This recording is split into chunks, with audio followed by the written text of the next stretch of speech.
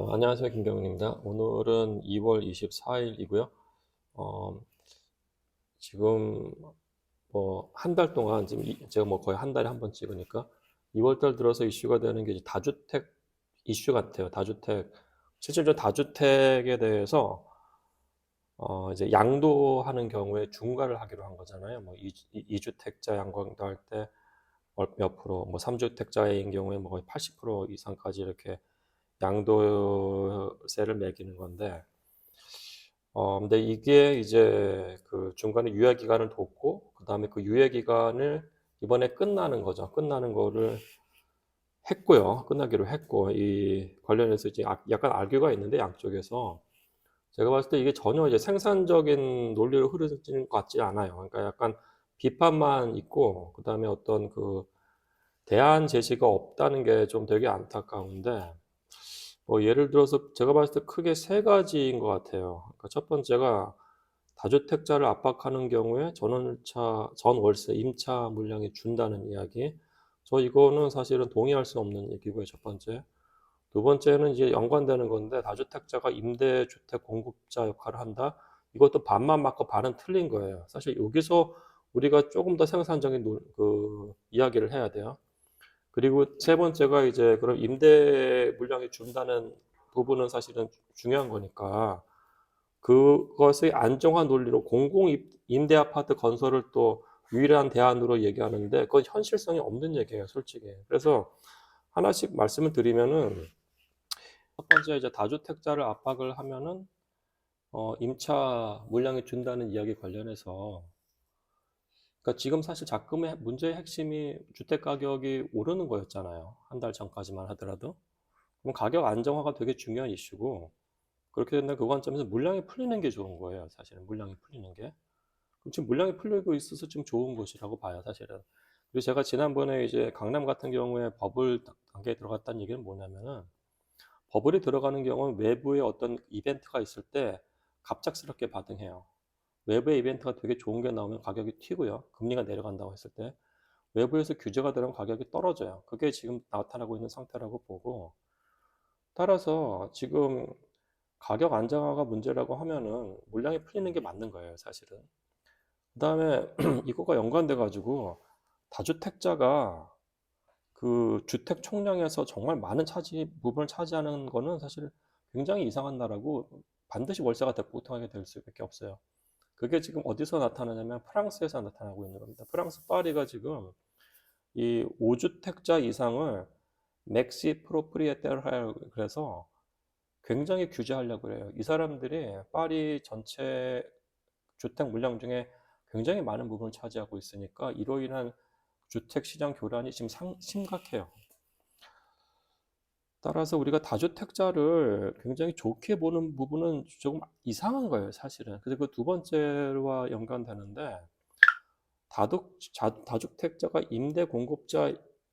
임대주택 공급자 역할을 하느냐에 대해서 그게 좋냐 나쁘냐에 관해서는 다주택자가 만약에 주택 총량을 늘리는 경우에, 그러니까 주택이 100채 있는데 제가 다주택자예요. 다주택자가 들어와서 새롭게 건설을 해서 주택 총량을 20채를 늘려서 주택 총량이 120채가 됐다. 그런 다주택자는 되게 좋은 다주택이에요, 사실은. 그게 아니고 100채가 있는데 김경민이란 개인이 다주택자가 되기 위해서 계속 사는 거예요. 10채, 20채, 30채, 40채, 50채, 70채, 80채. 그럼 김경민이라는 다주택자는 그 어떤 짓을 할 거냐면은 월세를 끝까지 올려버려요. 40%, 50%까지. 그럼 그 다주택자가 과연 좋은 것인가? 안 좋은 겁니다, 사실. 그래서 미국에서 지금 나타나는 현상들을 바라봐야 돼요, 사실은. 미국에서도 지금 다주택자 굉장히 이슈인데 기존 주택 사는 사람들한테 지금 철퇴를 가하기 시작했어요. 다만 새로운 주택을 건설하는 다주택자한테는 여전히 인센티브를 줘요. 근데 우리나라는 이게 지금 형편없는 상황이에요, 사실은. 그리고 마지막 논리가 이 전월세 안정화를 위해서 공공임대 아파트 짓는다고 하는데 이게 사실은 우리나라가 계속 말씀드리지만 공공에서 임대료를 컨트롤하는 물량이 되게 적어요. 그래서 공공이 역할을 해야 하는 것은 맞으나 현실적으로 LH 아파트, SH 아파트가 지금 서울 시내에 개발된다고 했을 때 주변에서 그 반대를 두고 개발을 할 수 있겠냐고. 이거 굉장히 심각하게 어려운 얘기입니다. 제가 이 말씀 드린 건 뭐냐면은 제 개인적 경험이기도 한데, 제가 한국건설기술협회라는 데하고 건설기술연구원인가 2010년대 초반에 모듈러 관련된 연구를 했어요. 그래서 수서역 남서쪽 코너에 삼각형 국가 땅이 있습니다. 거기에 청년들을 위한 임대 아파트를 모듈러로 지으려고 했어요. 수서역 가보시면 아시겠습니다만은 수서역 남동 블럭은 오피스텔에다가 수서역이 있어요. 그 다음에 북동 블럭은 그러니까 임대 아파트가 있습니다. 사실은. 그리고 수서역 서북 블럭은 주차장이 커요. 거기서 조금 더 가면 이제 신동 아파트가 아파트 단지 나오는데, 그래서 수서역 남서 블럭은 사실은 큰 길로 돼 있고 이게 다 그 어떻게 보면 분리된 지역이기 때문에 주변에 아파트하고 전혀 상관없어요. 근데 그 인근 아파트 주민들이 반대했어요. 임대 아파트 들어온다고. 청년 주택인데 당시에 거기 국회의원 민주당 의원이었거든요. 국힘도 아니고 반대했어요. 나중에 이거 안 됐습니다. 그래서 주변 민원이 너무 심해가지고 많이 짓는 것도 아니에요. 땅도 조금 했고 한 80세대인가 100세대 들어가는 걸 반대했어요. 근데 당시 민주당 의원도 반대했고요. 이게 작동 안 합니다, 솔직히 이게. 그래서 뭐 임대 아파트를 짓지 말자는 얘기는 아니에요. 그 미국식으로 공공이 인센티브를 주고 민간이 임대 아파트를 짓되 그거의 소유권을 공공이 가져갈 수 있어요. 그거 우리가 이미 하고 있는 겁니다, 사실은. 근데 이게 공공 임대 아파트를 개발하라는 논리로 간다고 했을 때 이게 현실성이 없어요. 그래서 지금 제가 말씀드리는 부분들은 지금 다주택 문제가 지금 우리만의 이슈는 아니에요. 그래서 이 문제를 굉장히 깊게 들어가서 될 것 같고요. 특히 지금 우리가 봐야 될 부분들은 미국에서 뭘 하고 있냐. 미국에서 1월 20일 날 올해 2026 1월 20일 날 어떤 행정명령이 나왔는지 정책화가 됐는지를 봐야 돼요. 도널드 트럼프라는 부동산 디벨로퍼가 솔직히 월스트리트가 주택 매집하는 거를 강하게 반대하고 제재를 걸어버렸어요. 우리 이거 굉장히 자세히 봐야 됩니다. 그래서 그 영어 잘하시는 분들은 뭐 행정명령 이것도 이거예요. Stop Wall Street예요. 월스트리트 너네들 멈춰라고. Full name은 Stopping Wall Street from Competing with Main Street Home Buyers. 그러니까 Main Street Home Buyers가 일반인들이, 일반 사람들, 일반 서민들이 단독주택을 사거든 사람들이거든요. 이 사람들이 사는 단독주택의 시장에 들어와서 경쟁할 생각하지 말라는 거예요. 월스트리트 자본들이 사실은 이게 갑자기 나온 건 아니고 제가 예전에도 이제 부동산 패러다임 말씀을 드렸는데 이게 여러 가지랑 연결이 됩니다. 그래서 우선 현황적으로 설명을 드리면은 이게 2024년 이전부터 계속 그러니까 대통령 선거 이전부터 계속 이슈가 됐어요. 그 말씀은 뭐냐면은 월스트리트 금융회사들 뭐 블랙락이라든지 스테이트 스트리트, 뱅가드 같은 회사들이 거대한 회사들이거든요. 이 사람들이 과거에는 임대 아파트 그러니까 우리가 사는 아파트 같은 타입이 미국에서는 임대 아파트들이 많습니다. 그거를 개발하고 소유를 하긴 했어요. 그거는 오케이예요, 사실은. 근데 2020년대 초반부터 어떤 일이 발생하냐면은 LLC라는 형태를 갖춘 다음에 그걸 통해서 단독주택들을 매집을 해요. 그 스냅핑업이라고 하는데 빠르게 사버리는 겁니다. 빠르게. 거의 약탈적 매집이라는 표현을 써요. 그래서 이 부분들이 계속 사회 문제가 되니까 이 트럼프의 논리는 이겁니다. 이게 거의 선전포고고요. 주택이라는 게 거주 공간이 아니고 금융 상품으로 바뀌고 있는 거에 대해서 철퇴를 가한 거고요.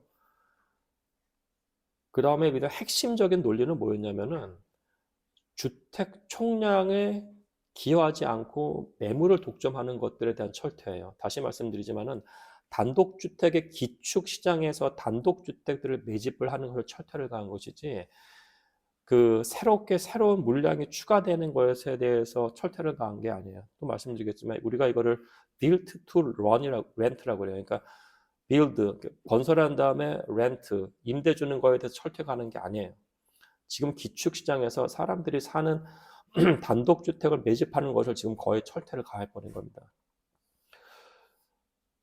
그다음에 이제 트럼프가 어떤 얘기를 하냐면 또 이런 얘기를 했어요. 그러니까 사람은 집에 살고 법인은 사무실에 산다는. 그러니까 이게 people live in homes, not corporation. 그러니까 집이란 단독주택이라는 거는 사람들이 사는 데지 기업이 사는 데가 아니다라는 거 얘기예요. 그러니까 사실 뭐 이 트럼프가 단순한 단어로 사람들을 이렇게 뭐 현혹이란 말은 그렇습니다만 그런 말 잘하기 때문에 이 슬로건 내걸고 그러니까 이건 그래서 양쪽 정당에서 지금 반대하지 않아요. 사실은 심각한 문제가 된 거기 때문에. 그래서 여기서 이제 그 이 행정명령의 내용 같은 것들을 보면은 이 크게 세 가지입니다. 첫 번째는 이 대형 금융회사들이 이 단독주택입니다. 아파트가 아니고요. 미국 단독주택을 매입할 때 정부 차원의 어떤 대출이라든지 연방기금 혜택 이거를 금지시켰어요. 즉 금융 인센티브를 차단시켜 버린 겁니다.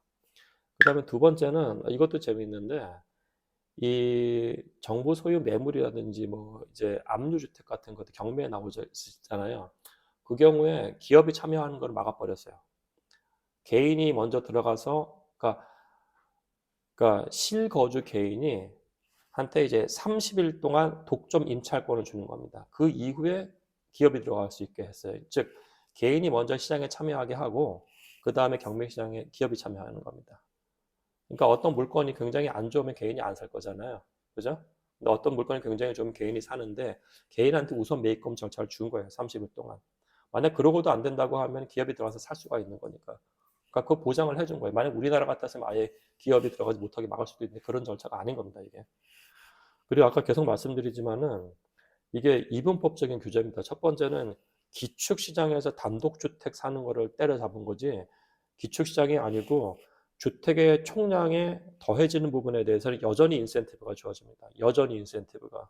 아까 말씀드린 것처럼 build to run이에요. build to rent에 대해서는 여전히 그 인센티브가 주어집니다. 따라서 이 세 가지가 굉장히 핵심적인 것이고 저희가 여기서 이제 단독주택하고 아파트 계속 말씀드리는데 이거 좀 우리랑 미국이 너무 틀린 거니까 좀 말씀을 드리면은 그 우리나라 사람들은 지금 아파트를 선호를 하잖아요. 그 아파트를 매매를 하는 것이고 그리고 이제 빌라는 사실은 매매보다는 임차 시장이 더 많고요. 그죠? 근데 미국은 약간 바뀝니다. 미국 같은 경우에는 단독주택을 사람들이 선호해서 매매하는 시장인 것이고 아파트 우리가 콘도미니엄이라고 하는데 거기가 주로 임대예요, 임대. 따라서 대기업들이 주택 총량을 늘리면서 뭐 임대 물량을 제공한다고 할 때는 주로 대도시 다운타운에서는 이런 식으로 아파트를 짓고요. 교외 지역에서는 이런 단독주택들을 져요. 따라서 이게 굉장히 다르다는 부분입니다. 즉, 어, 이 단독주택 같은 경우는 사람들이 거주를 하면서 매매를 하는 시장인데 거기에 대기업이 들어가서 지들이 다 사버리니까 이거를 막은 겁니다. 그러니까 만약에 우리나라와 같은 상황이라고 했으면은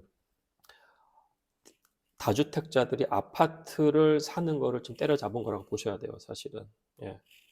근데 미국은 이제 단독주택들이 우리나라 아파트처럼 매매되고 거래되는 유형이기 때문에 거기에 대해서 좀 철퇴를 가한 거라고 보셔야 될 것 같고.